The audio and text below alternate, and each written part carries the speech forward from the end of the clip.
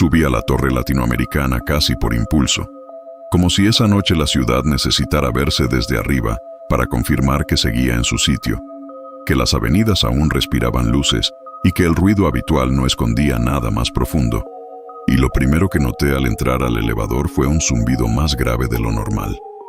Un sonido continuo que no parecía venir del motor sino de las paredes metálicas que vibraban apenas bajo la luz fría del techo. No era mi primera vez en la torre. Conocía el trayecto hacia el mirador, el cambio de presión en los oídos conforme ascendías, el ligero balanceo que casi nadie admite sentir.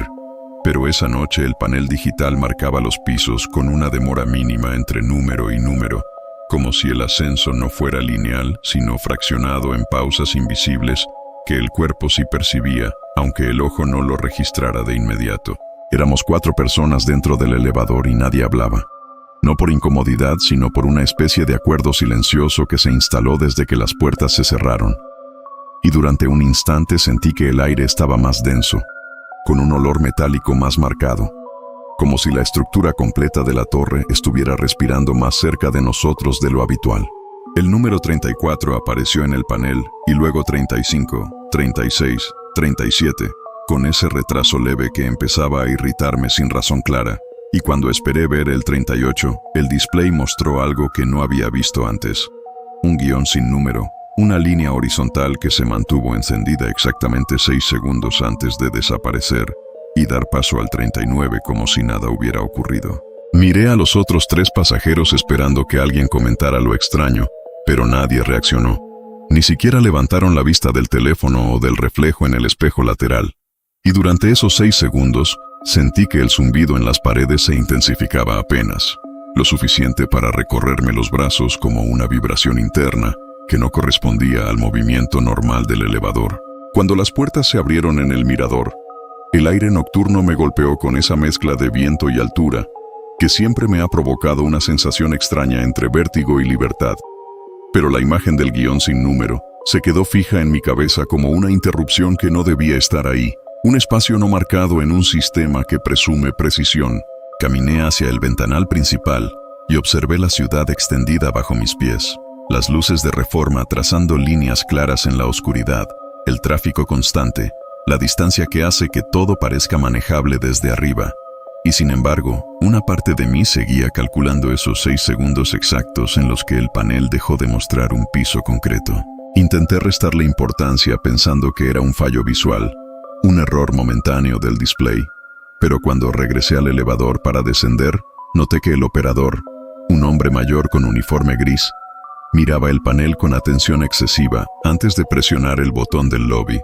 como si también estuviera esperando algo que no debía aparecer. El descenso comenzó con la misma suavidad habitual,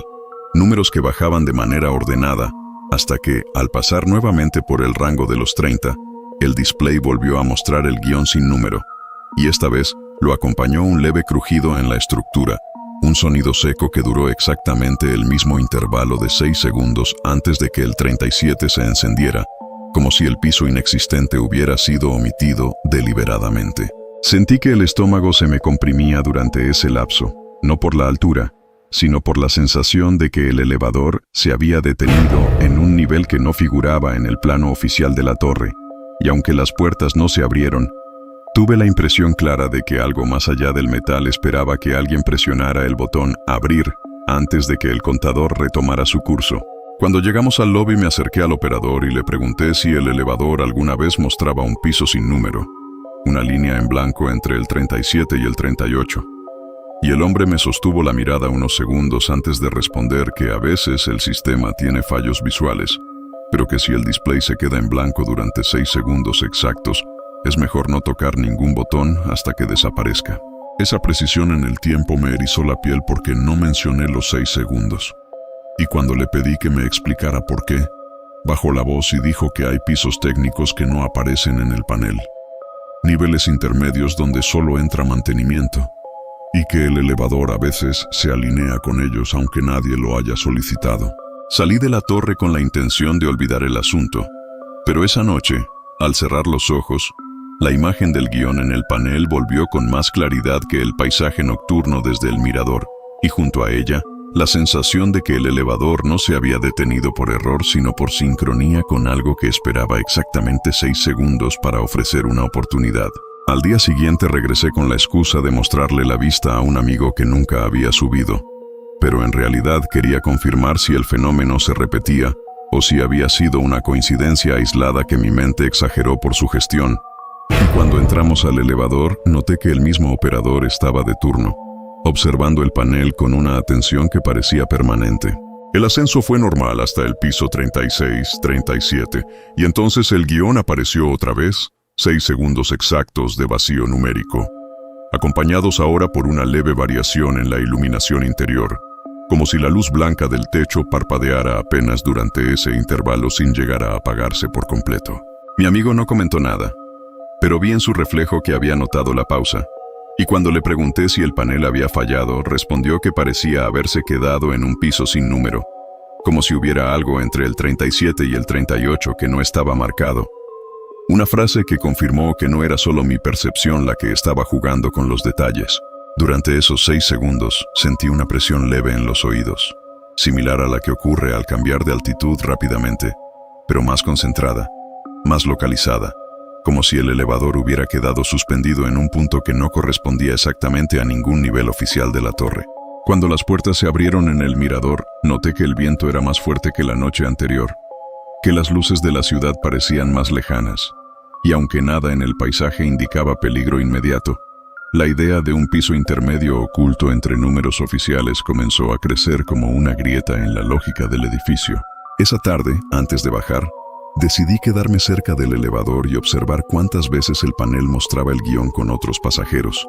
Y en menos de media hora lo vi aparecer 3 veces en ascensos distintos, siempre 6 segundos exactos, siempre con un leve crujido estructural que no parecía audible para quienes conversaban sin prestar atención. Cuando pregunté discretamente a una empleada de limpieza si sabía algo sobre un piso sin número, se detuvo unos segundos y respondió que hay historias antiguas sobre niveles técnicos que nunca fueron abiertos al público, que durante el sismo del 85, algunos elevadores se detuvieron en puntos que no figuraban en los planos, y que desde entonces hay reglas no escritas sobre no forzar las puertas cuando el panel se queda en blanco. Esa noche, mientras descendía solo en el elevador, el guión apareció una vez más y esta vez, impulsado por una mezcla de miedo y curiosidad, mi dedo se acercó al botón de abrir durante el 5.º segundo del vacío, consciente de que si lo presionaba antes de que el 6.º segundo terminara podría descubrir qué hay exactamente entre el 37 y el 38, y la pregunta que me atravesó en ese instante no fue si debía hacerlo, sino qué ocurriría si el elevador realmente respondía, y las puertas se abrían hacia un piso que oficialmente no existe. Mi dedo quedó suspendido a milímetros del botón abrir, mientras el guión sin número brillaba en el panel como una invitación silenciosa, y durante el 5.º segundo sentí que el zumbido metálico en las paredes del elevador se volvía más profundo, más concentrado, como si la estructura completa de la torre estuviera esperando una decisión mínima para revelar lo que ocultaba entre el 37 y el 38. Presioné el botón justo antes de que el 6.º segundo terminara, y el sonido habitual del mecanismo respondió con un clic seco, seguido de una pausa que no correspondía al funcionamiento normal del elevador, una fracción de tiempo en la que el aire pareció comprimirse, y la luz del techo se tornó ligeramente más azulada, como si la cabina hubiera entrado en un espacio distinto al trayecto previsto. Las puertas comenzaron a abrirse con lentitud inusual y el panel seguía mostrando el guión en lugar de un número concreto, y cuando el metal se deslizó lo suficiente para dejar ver el exterior, no encontré un pasillo iluminado, ni un nivel técnico con señalizaciones claras, sino una franja estrecha de concreto sin ventanas, apenas iluminada por una lámpara de emergencia que parpadeaba con un ritmo irregular. El espacio frente a mí no tenía señalización visible, no había números en las paredes, ni indicaciones de mantenimiento, solo una superficie gris con marcas de humedad y un olor leve a polvo acumulado que no coincidía con la limpieza habitual de los pisos abiertos al público, y durante un segundo dudé si realmente estaba viendo un nivel interno o una zona que nunca fue diseñada para recibir visitantes. El zumbido dentro de la cabina se intensificó levemente, y, antes de que pudiera dar un paso hacia afuera, escuché un crujido más fuerte proveniente del lado izquierdo del pasillo, como si alguien hubiera apoyado el peso sobre una lámina o una puerta metálica fuera de mi campo de visión, y ese sonido coincidió exactamente con el sexto segundo en el que el guión desapareció del panel y fue reemplazado por el número 37. Las puertas se cerraron con más rapidez de la habitual, casi abruptamente, y el elevador continuó su descenso como si nada hubiera ocurrido. Pero la imagen del concreto gris y la lámpara parpadeante quedó grabada en mi mente con una claridad incómoda, como si hubiera mirado por error un espacio que no estaba destinado a ser observado por pasajeros comunes. Cuando llegué al lobby, el operador me miró sin preguntar nada, pero noté un cambio en su expresión, una tensión leve en la mandíbula que no había visto antes, y al salir del edificio sentí que la torre proyectaba una sombra distinta sobre la calle, no por la hora, sino por la sensación de que ahora yo sabía algo que no debería saber. Esa noche no dormí bien. Cada vez que cerraba los ojos veía la lámpara de emergencia parpadear en la franja de concreto, y el sonido del crujido metálico regresaba con precisión casi matemática, como si mi memoria hubiera quedado sincronizada con el intervalo de 6 segundos que marcaba la aparición del piso sin número. Volví a la torre al día siguiente con la excusa de tomar fotografías desde el mirador, pero en realidad buscaba repetir la secuencia y confirmar que lo que había visto no era una alucinación provocada por la sugestión, y al entrar al elevador noté que el operador no estaba. En su lugar había una mujer más joven con uniforme impecable que evitaba mirar directamente el panel. El ascenso fue normal hasta el 37 y, tal como esperaba, el guión apareció en el display. 6 segundos exactos de vacío numérico, acompañados esta vez por un ligero descenso en la intensidad de la luz interior. Una variación mínima que solo se percibía si uno estaba atento a cada detalle del entorno. Volví a presionar el botón abrir en el 5º segundo, y las puertas respondieron con el mismo movimiento lento, revelando el mismo pasillo gris, la misma lámpara parpadeante. Pero esta vez el crujido metálico no vino del lado izquierdo, sino del fondo del corredor, más profundo, como si alguien se desplazara fuera de mi vista en un espacio más amplio del que alcanzaba a distinguir. Sentí un impulso fuerte de dar un paso hacia afuera, pero el recuerdo de las historias sobre pisos técnicos y sismos me hizo contenerme, y durante el 6º segundo, las puertas se cerraron nuevamente sin que yo hubiera cruzado el umbral, dejándome con la certeza de que el nivel existía físicamente aunque no figurara en ningún plano público. En el mirador pregunté discretamente a un guardia si había niveles intermedios entre pisos oficiales, y aunque al principio negó cualquier irregularidad, después de unos segundos bajó la voz y admitió que durante años han existido reportes de elevadores que se detienen en un nivel que no aparece en el sistema, un espacio que llaman entrepiso, porque no corresponde a ningún número registrado. Me explicó que la regla interna es no forzar la apertura cuando el display se queda en blanco, porque en varias ocasiones pasajeros intentaron salir y el elevador reaccionó con fallos inesperados, puertas que no cerraban correctamente, o descensos bruscos que asustaron a quienes estaban dentro, y esa advertencia tenía un tono más práctico que supersticioso, como si la torre hubiera establecido protocolos sin hacerlos oficiales. Mientras escuchaba su explicación noté que el viento en el mirador parecía más frío de lo habitual, y por un momento imaginé que el entrepiso no era solo un nivel técnico, sino un espacio que absorbía parte de la estructura, un lugar donde la torre acumulaba vibraciones y tensiones que no encajaban en los planos visibles. Decidí bajar nuevamente para intentar algo distinto. Permanecer en la cabina, aunque el guión apareciera, y contar mentalmente más allá de los 6 segundos, para comprobar si el fenómeno tenía una duración exacta o si el sistema estaba programado para cerrarse automáticamente después de ese intervalo. Cuando el elevador descendió y el panel mostró otra vez el guión, comencé a contar en silencio mientras mantenía el dedo lejos de cualquier botón, y noté que el zumbido metálico aumentaba gradualmente hasta el 5º segundo, alcanzando un punto máximo justo antes de que el 6º segundo marcara el cambio al número 36. En ese instante sentí una leve inclinación en el piso de la cabina, apenas perceptible pero suficiente para que el cuerpo buscara equilibrio, como si el elevador hubiera quedado suspendido en un punto que no coincidía con la vertical perfecta de la torre, y comprendí que el entrepiso no solo era un espacio físico, sino una interrupción momentánea en la estabilidad habitual del edificio. Al salir del elevador esta vez, me acerqué directamente a la administración, y pedí hablar con alguien sobre los niveles técnicos, pero la respuesta fue evasiva. Mencionaron mantenimiento, calibraciones periódicas, fallos visuales en el display, sin reconocer explícitamente la existencia de un piso intermedio que pudiera abrirse con el botón adecuado. Esa negativa oficial contrastaba demasiado con la precisión de los 6 segundos y con el testimonio del guardia. Y mientras salía a la calle, sentí que la torre no era simplemente un edificio alto con vistas espectaculares, sino una estructura que contenía un punto ciego entre números, un espacio que solo se revela a quienes presionan el botón en el momento exacto. Y la pregunta que comenzó a obsesionarme no fue si el entrepiso existe, sino qué hay más allá del pasillo gris que todavía no me atrevo a recorrer por completo. La obsesión comenzó a invadir mis días con una precisión inquietante. Ya no era solo la imagen del pasillo gris, sino la sensación física de esos 6 segundos suspendidos lo que me perseguía, incluso cuando caminaba lejos del centro. Como si mi cuerpo hubiera quedado calibrado al ritmo interno de la torre y esperara en cualquier momento un zumbido grave que marcara el inicio del vacío numérico. Decidí volver una tercera vez,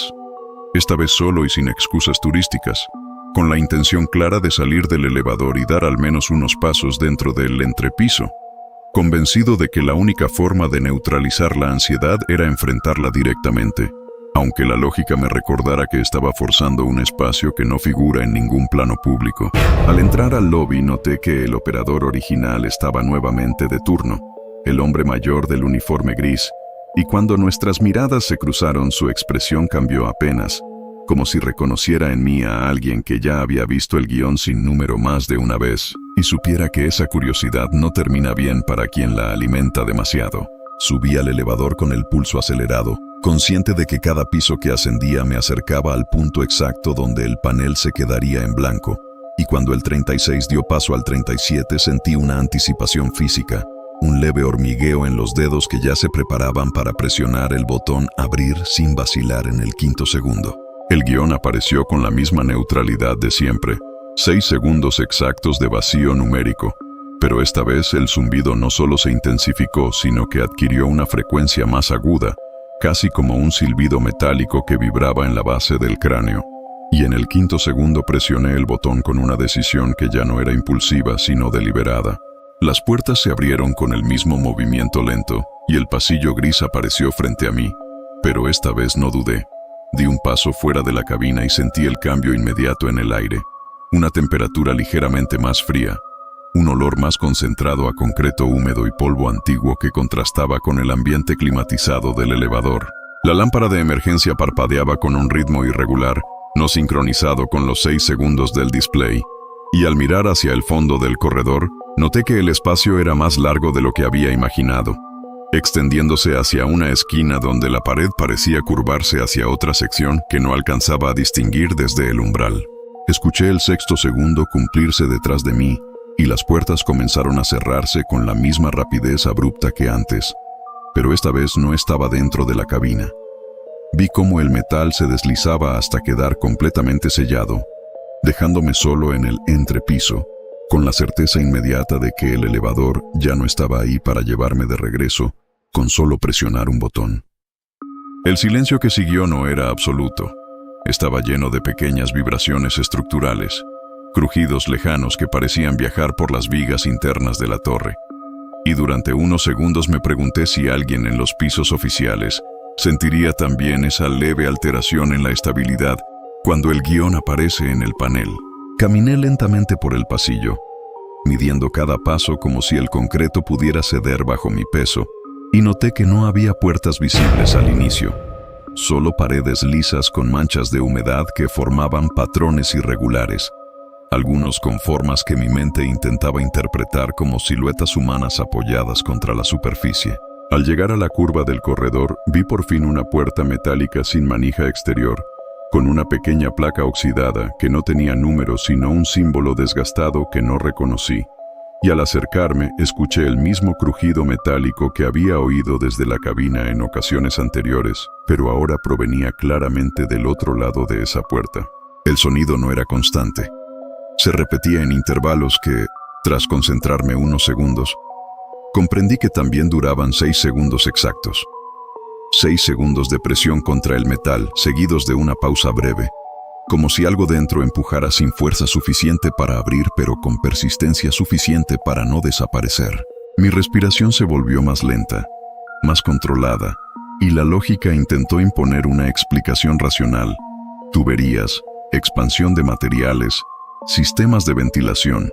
pero el ritmo preciso del sonido coincidía demasiado con el patrón del display para ser una simple coincidencia estructural. Miré hacia atrás esperando ver alguna señal de que el elevador regresaría por sí solo después de cierto tiempo, pero el pasillo estaba completamente vacío, y la única luz era la lámpara parpadeante que proyectaba sombras irregulares en el suelo.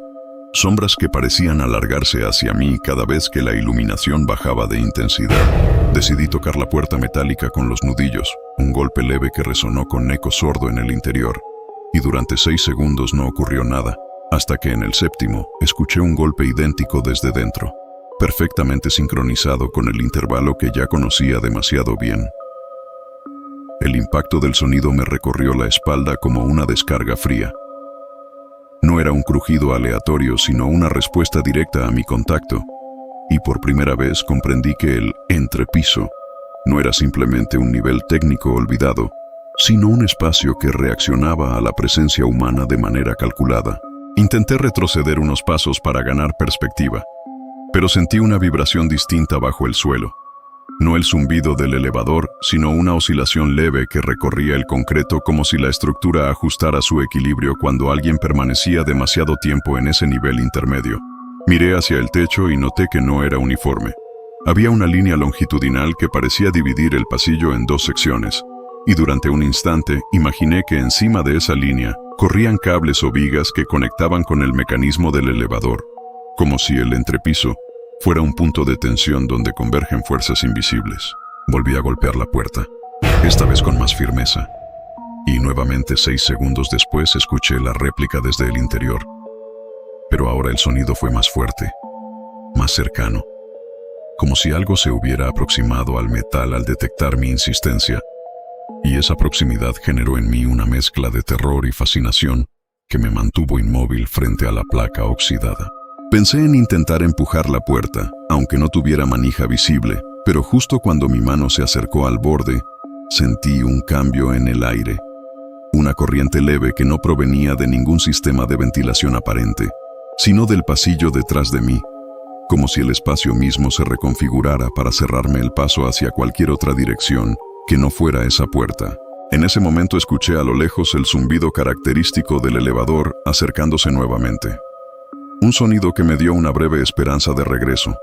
pero que también implicaba que si no estaba dentro de la cabina cuando las puertas se abrieran, podría quedar atrapado en ese nivel sin acceso fácil a los pisos oficiales. Y la decisión que se formó en mi mente no fue si debía irme, sino si realmente quería abandonar el entrepiso antes de descubrir qué hay exactamente detrás de esa puerta que responde en intervalos de 6 segundos perfectos. El zumbido del elevador se hizo más claro, más cercano, vibrando a través del concreto como una promesa de salida, pero yo seguía frente a la puerta metálica que había respondido a mis golpes con una precisión imposible de ignorar, y durante 6 segundos exactos el sonido detrás del metal cesó, como si aquello que estaba al otro lado también estuviera escuchando el acercamiento de la cabina. Sentí una tensión física real en el pecho. No solo miedo abstracto, sino la conciencia de que estaba a más de 30 pisos sobre el nivel de la calle, encerrado en un espacio que no figura en planos oficiales, y que cualquier fallo mecánico podría dejarme atrapado en un punto que oficialmente no existe para el personal de rescate. El elevador se detuvo detrás de mí, y escuché el mecanismo prepararse para abrir las puertas. Pero esta vez el sonido fue distinto, más lento, como si el sistema dudara en alinearse correctamente con el entrepiso, y comprendí que si no me movía con rapidez, podía perder la única oportunidad clara de volver a un nivel registrado. Miré por última vez la puerta metálica sin manija, la placa oxidada con el símbolo ilegible, y durante 5 segundos contuve la respiración esperando un nuevo golpe desde dentro. Pero el 6º segundo pasó sin respuesta, como si el espacio hubiera decidido no manifestarse mientras la cabina estaba presente. Las puertas del elevador se abrieron con un chasquido seco y la luz blanca interior contrastó con la penumbra gris del pasillo, proyectando mi sombra alargada contra la pared, y en ese instante sentí que el entrepiso no era solo un nivel físico, sino una especie de umbral que se activa cuando alguien cruza el límite entre curiosidad y permanencia. Di un paso hacia la cabina con el pulso acelerado y, justo cuando mi pie cruzó el umbral, escuché detrás de mí un golpe fuerte contra la puerta metálica, más intenso que los anteriores, como si aquello que estaba dentro hubiera reaccionado al ver que me alejaba. Y ese sonido me obligó a girar la cabeza por un segundo adicional que casi me cuesta la oportunidad de entrar. El sexto segundo se cumplió mientras las puertas comenzaban a cerrarse, y por una fracción mínima de tiempo, tuve la impresión de que la placa oxidada vibraba con mayor fuerza, como si algo intentara forzar el metal desde adentro, no con violencia suficiente para romperlo, pero sí con persistencia suficiente para dejar claro que mi presencia había sido registrada. Las puertas se cerraron y el elevador inició el descenso, pero el panel no mostró inmediatamente el 37 o el 36.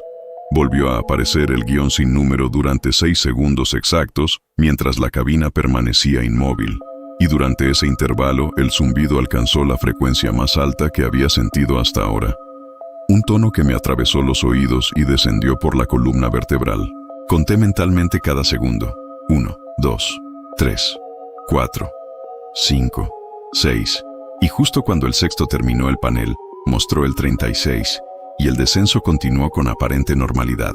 Pero mi reflejo en el espejo lateral no parecía del todo alineado con mis movimientos, como si hubiera una ligera demora entre el gesto y la imagen de vuelta por el vidrio. Intenté convencerme de que era producto del estrés, pero al mover la mano, noté que la sombra en el espejo tardaba una fracción de segundo en replicar el gesto, una desincronización mínima pero real, y durante un instante imaginé que parte de mí había quedado suspendida en el entrepiso, mientras el resto regresaba a los niveles oficiales. Al llegar al lobby salí de la cabina con una sensación extraña de ligereza en las piernas, como si el suelo firme del edificio no tuviera el mismo peso que minutos antes. Y al girarme para mirar el panel una última vez, vi que el display mostraba todos los números en orden, sin guiones, sin interrupciones, como si nada hubiera ocurrido. Busqué al operador para contarle lo que había hecho, pero el hombre mayor no estaba. En su lugar había otro empleado que me aseguró que los elevadores no se detienen entre pisos, salvo en casos de mantenimiento programado.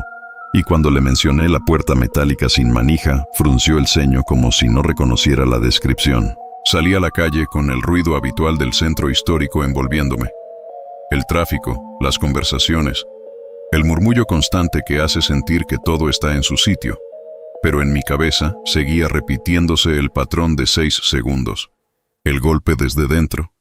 La vibración de la placa oxidada justo cuando decidí marcharme. Esa noche, al mirarme en el espejo del baño, volví a notar una leve desincronización en el reflejo, un parpadeo que no coincidía exactamente con el mío, y aunque intenté racionalizarlo como fatiga, el recuerdo del guión sin número apareció de nuevo con la misma intensidad que en el panel del elevador. Me acosté intentando ignorar la sensación,